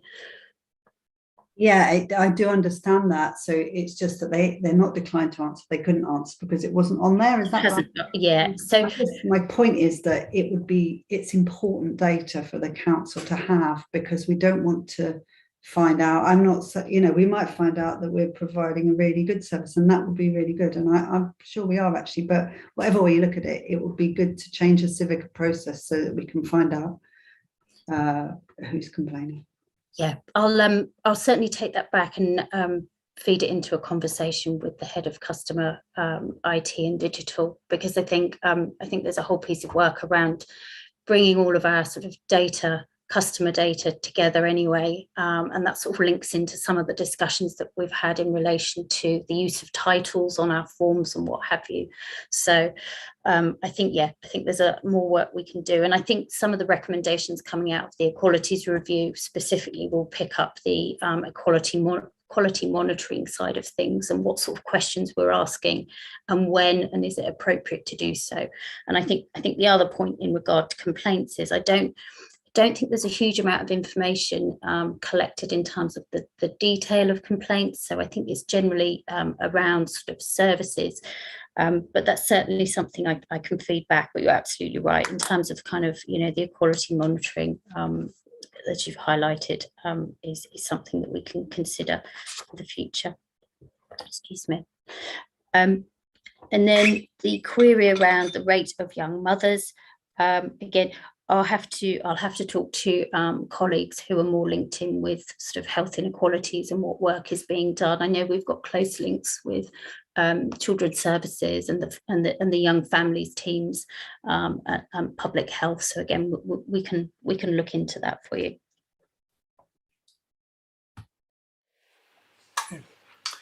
Thank you for that. Do we have any other questions at this stage, please? Councillor Carlo. Thank you, Chair. Yes, I just wanted to inquire about the Norwich notes system, which the city council rather was running to help people on low incomes access leisure facilities. I just wondered whether it still operates, also any monitoring of it, and how many people were using Norwich Notes. And I did actually have a concern about the Norwich Notes system, which, as I say, may or may not operate, because people were required to demonstrate that they'd done so much voluntary work in order to receive a Norwich Note, which I felt was a bit discriminatory and put a burden on people who could only access leisure facilities by obtaining a Norwich Note. So it may be a system that no longer operates in the council, but so I'd be interested to hear, please. I can't respond to that, I'm afraid, for you, Councillor Carlo.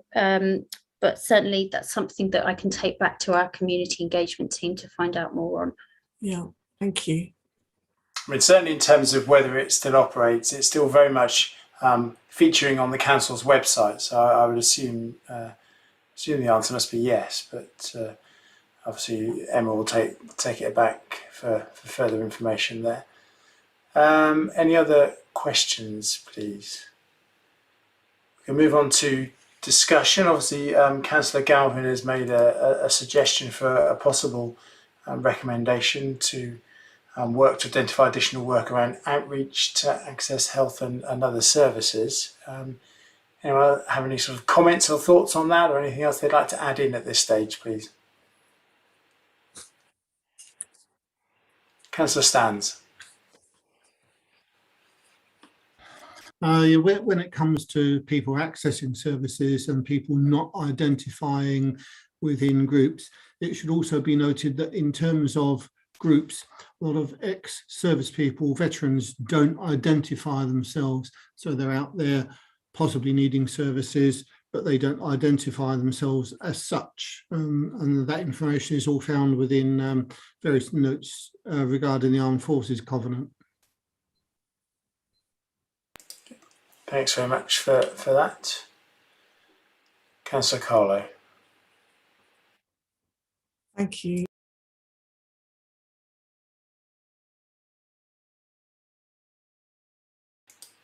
Denise, you're muted. Yeah, thank you. Yes, a recommendation is that the Scrutiny Committee invites someone from the LEP to attend the March committee when we're going to be looking at a sustainable, inclusive Norwich economy.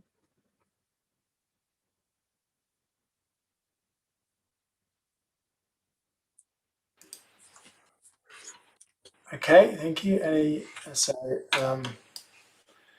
Councillor Waters. I mean, just a suggestion. It might be better to invite the chair of the Good Economy Commission, because that's their remit, and it's a Norwich, specifically Norwich focused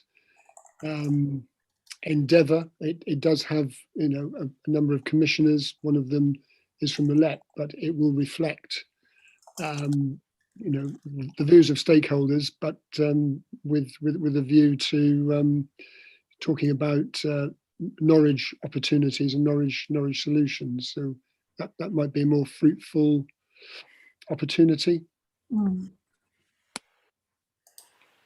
And Councillor Carlo, are you seeing a sort of a link there between the sort of the work that we're doing at the March meeting and this equality impact piece of work we're looking at now? Yes. Yeah. Yes, that's right. Yes. We talked about that earlier. Yeah.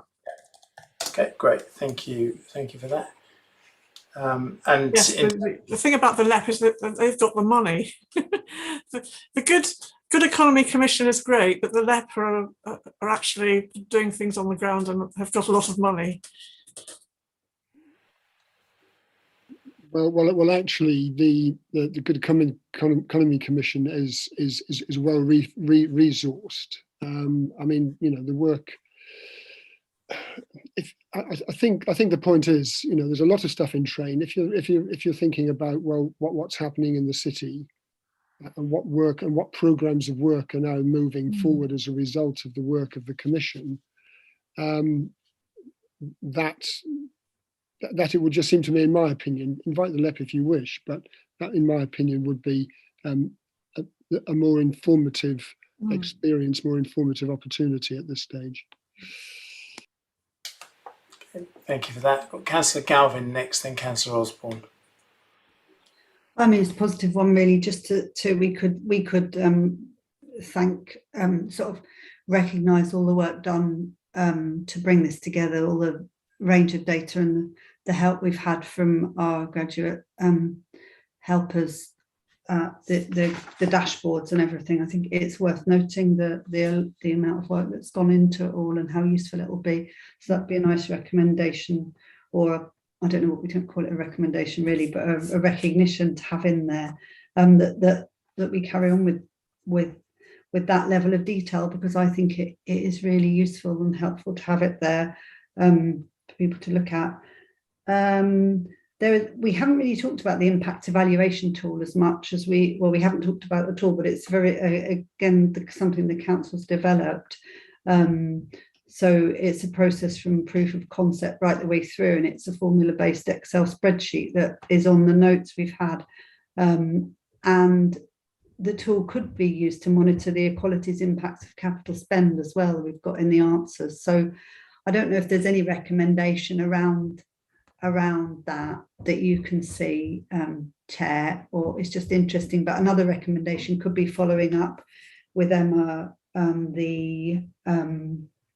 that area we've identified in the complaints area, that the fact that the officers are looking into that, looking into what can happen to change the civic process to note protected characteristics. So that can be a recommendation that could be useful. It seemed to be accepted as one by officers. Does that make sense? It does, yeah, thank you for that. I just, in terms of the first point you just made there, and then I'll bring Emma in, I sort of just typed, I've acknowledged the work that's gone into the production of the dashboard and welcome its future wider rollout. Could be something that's sort of a recommendation there. And the minutes can reflect, I think, the sentiment from members about the hard work that's gone into that, and our thanks for the production, which has been, it's been really useful, I think, actually. So anyway, Emma, please. It was just to sort of add on to that, that obviously what you've seen today is the culmination of work of quite a number of officers. So just to from my perspective, I would like to sort of note thanks to them as well, please, from community enabling, economic development, housing and homelessness, procurement, customer contact, digital inclusion, financial inclusion. So I think it just gives you a sense of how cross-cutting as a theme it is. Thank you. Thanks very much for that. Yeah, I guess one of the things that intrigues me slightly about that is that, and maybe Ben can answer this, that once that Power BI dashboard is in place, can it sit and pull data much more easily moving forward? So is it relatively straightforward to keep updated into the future? So it wouldn't update automatically on its own, but I can update it as and when data comes out. So like I said, once the latest census data comes out, I'll update it all and hopefully add more stuff on there. And a few of the data points, I think actually only claimants is published monthly, whereas everything else is yearly. So I'll do that every month as well. But I'm still trying to figure out that once I change it, whether the link that's been sent out previously automatically updates, or whether I need to send out another link to the dashboard. I'm still learning whether that works or not. But yeah, It is this kind of thing that can be updated. Excellent. Oh, thank you very much for letting us know that. Emma, did you have your hand up again there? Just to sort of add on to that, that what we're compiling behind the scenes that feeds into the dashboard is an actual directory. So we'll have an ongoing log of all the data sources, how frequently they're updated and what have you, such that that kind of raw data is also available to people if they need it. Excellent, thank you. Any other comments at this stage?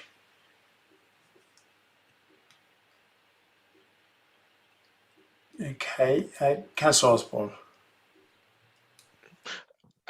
Yeah, just picking up on the point about whether to invite the LEP or the Good Economy Commission. Is there any reason why we can't invite both? We can invite whomever. Yeah.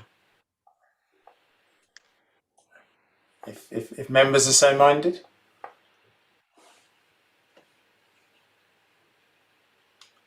What I'm hoping at this stage is that someone in the background has been noting down some of these suggestions for potential recommendations, and they might appear on a screen. So I've done my best to note down some of them. So let's see what we've got.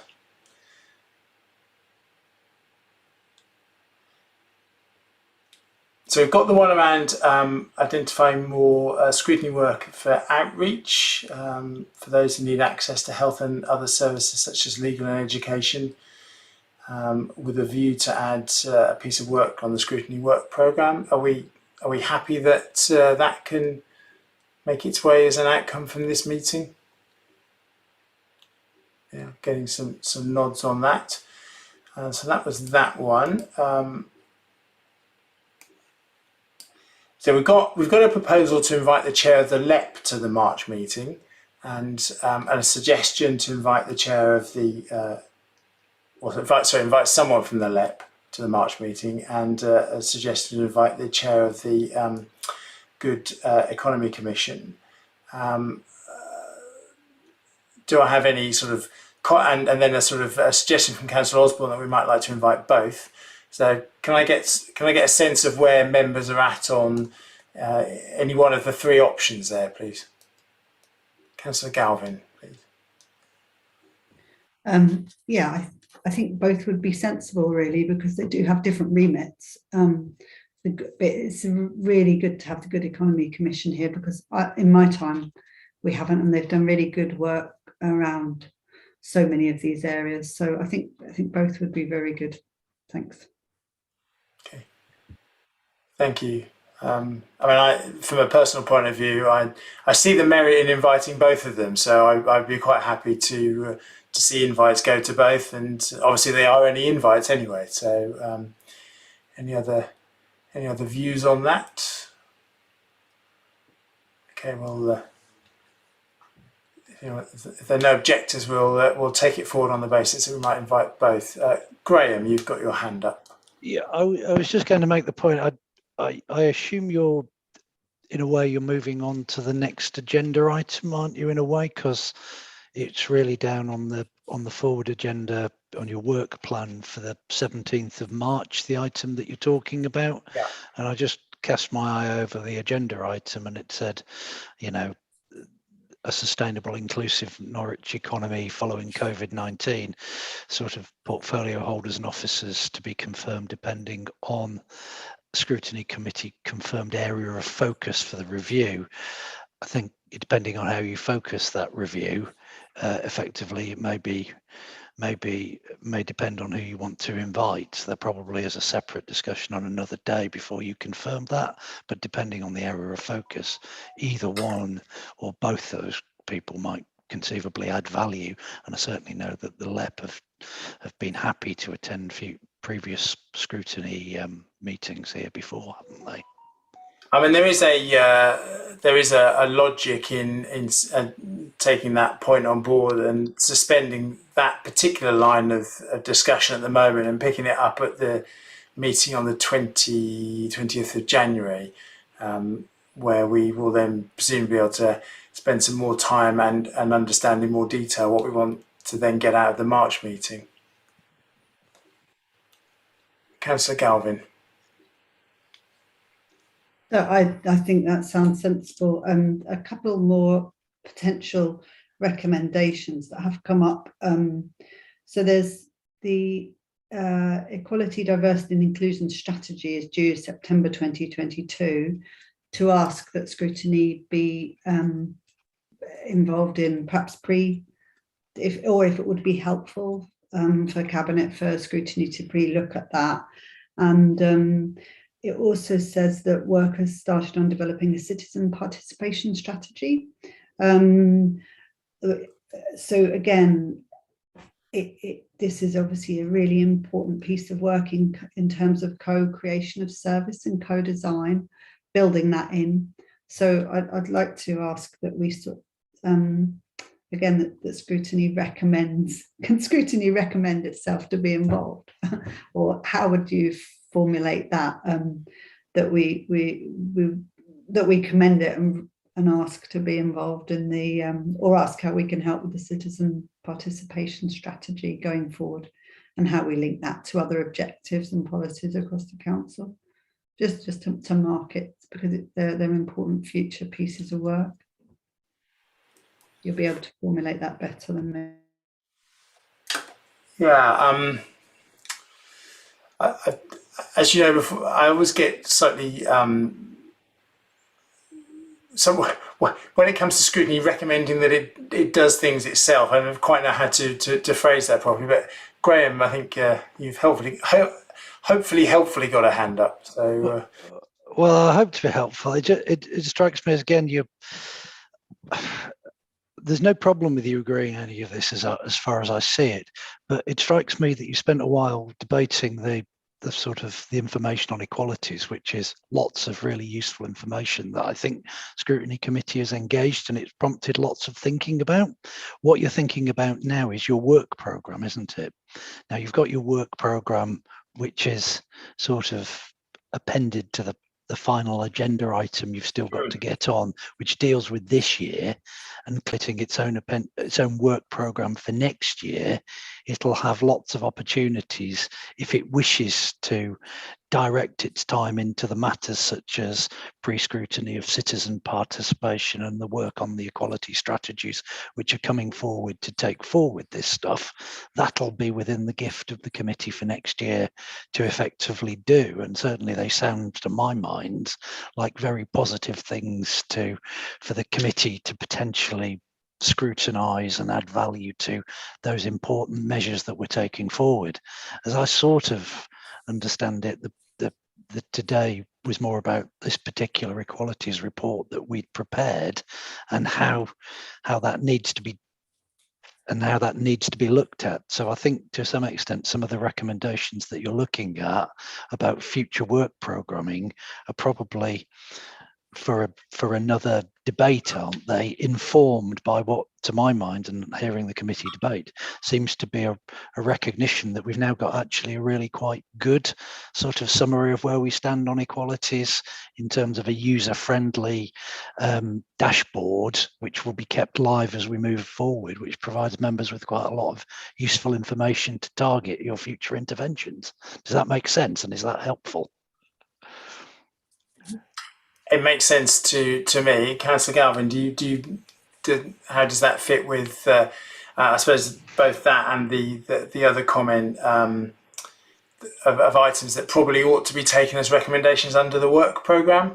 I mean, I'm happy to sort of, it's a process thing, but we'll finish this item on the equality item. We'll move on to discussing the work programme, and then we can see whether they want to be recommendations for the work programme. But again, taking the point that they will almost certainly relate to the next civic year, and we have this sort of convention of effectively not binding the committee from one year to the next. As long as they've been captured as something that's being fed in, then that's fine. Yeah. There's another one that I think I haven't actually read out yet, which is to note the work around complaints and ask for an update on what work is being done to improve data on protected characteristics. So that's a recommendation on the equalities aspect. I think I've captured all the recommendations. Is there anything else, or are we happy to sort of wrap up this item and we can then move on to the work programme where we can consider anything else? Great. Well, in which case, thanks very much to everyone who's been here for equalities. Councillor Maxwell.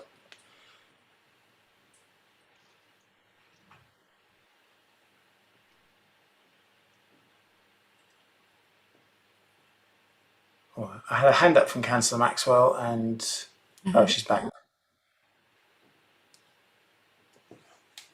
You're muted, Marion.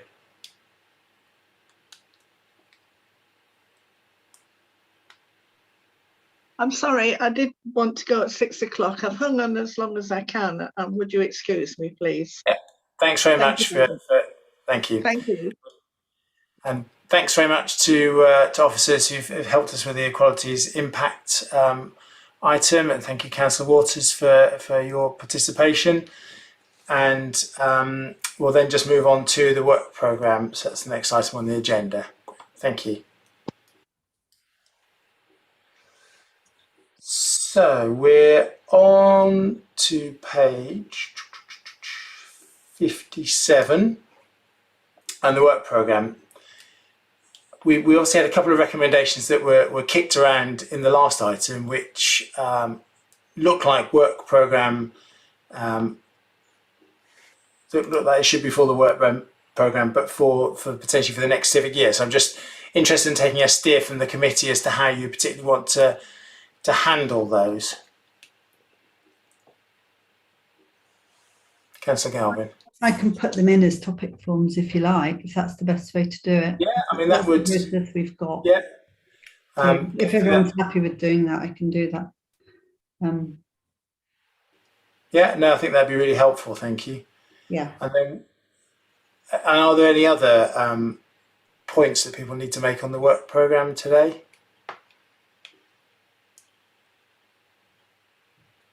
Councillor Stutley.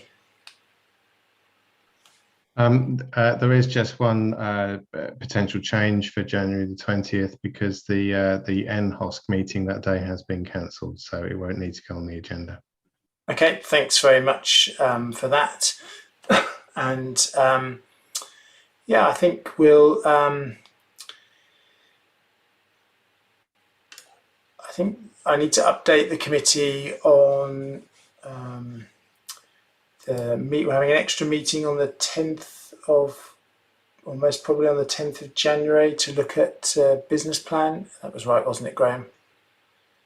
It was specifically on the Norwich Regeneration Limited business plan. Yeah, on the 10th of January, and that will be at 4:30, and the paperwork will be out in the usual way for that. So unless there's any other points, thanks so much to everyone, and have a good Christmas, and see you all in the new year.